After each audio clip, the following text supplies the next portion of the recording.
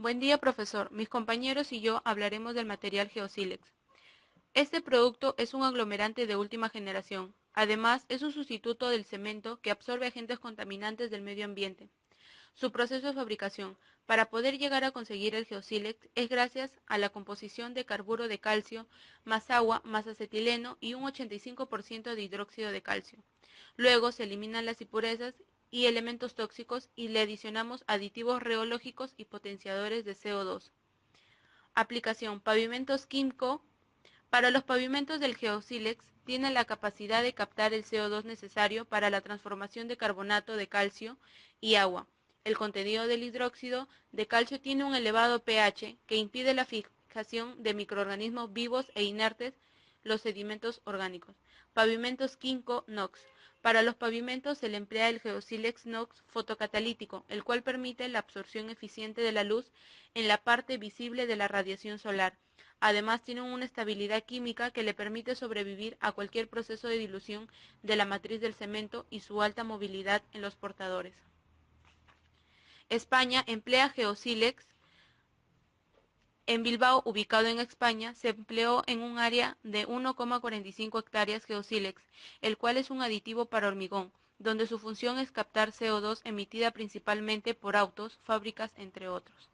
Las ventajas de este material: 1. Aumento de maniobrabilidad y plasticidad de la pasta. 2. Tiene un elevado pH, el cual lo hace que contenga estabilidad química del cemento por tiempo más prolongado. 3. Uno de los componentes es el hidróxido de calcio.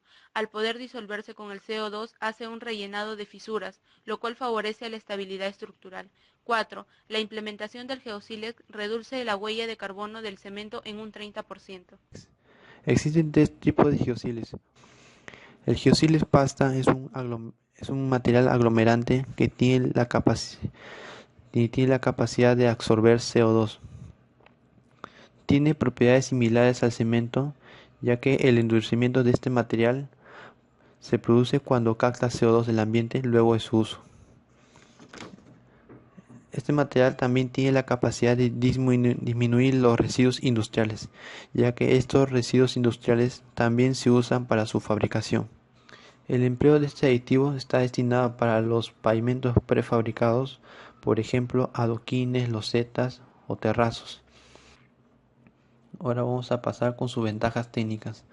Una de estas ventajas es que aumenta la durabilidad de los hormigones y por último aumenta las propiedades mecánicas a medio y largo plazo. Ahora vamos a pasar al geosiles polvo. Este material es un aglomerante que tiene la capacidad de sustituir parcialmente al cemento. El empleo de este geosiles polvo está destinado para los pavimentos prefabricados, para los pavimentos in situ como estabilización de suelos y continuos de hormigón, para paneles o enlucido en el interior de túneles en carreteras y para mobiliario urbano. Una de sus las ventajas técnicas.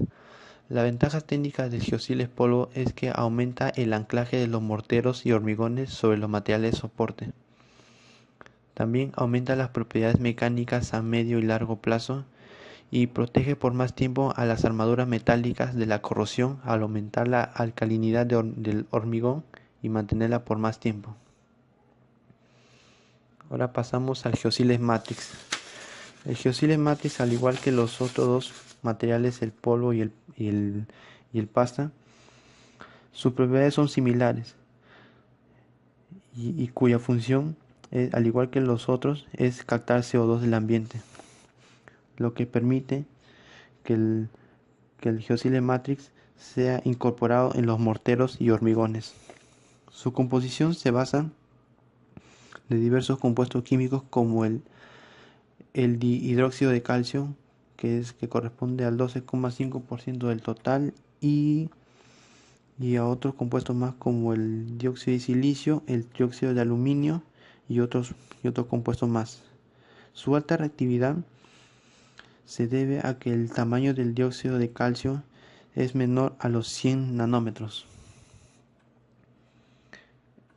El empleo de este geosiles matrix está dirigido para pavimentos prefabricados, para pavimentos in situ y para mobiliario urbano. Ahora, sus ventajas técnicas de Geosile Matrix es que puede disminuir el consumo de cemento en relación 1 a 1 y recuperar el 12,5% de las emisiones del CO2 producidos del cemento. Además, neutraliza la alta absorción de agua en los ladrillos y se adapta a las deformaciones superficiales. Al ser un material industrial reutilizable, permite ahorrar los recursos naturales y evitar la emisión de los gases del efecto invernadero. Y por último, aumenta la durabilidad de los hormigones. El efecto invernadero es un fenómeno natural cuya función principal es mantener una temperatura agradable en el planeta. Esto es causado por ciertos gases como metano, óxido nitroso y carbono. Además, conservan parte de la energía producida por el suelo tras haber estado calentado por la radiación. Esto hace que la temperatura del planeta Tierra aumente de manera inadecuada. Es por eso que surgió el Protocolo de Kioto, el cual es un acuerdo internacional que tiene el propósito de reducir los gases contaminantes que causa el calentamiento global en un cierto periodo de tiempo en comparación a los gases emitidos en los años 90.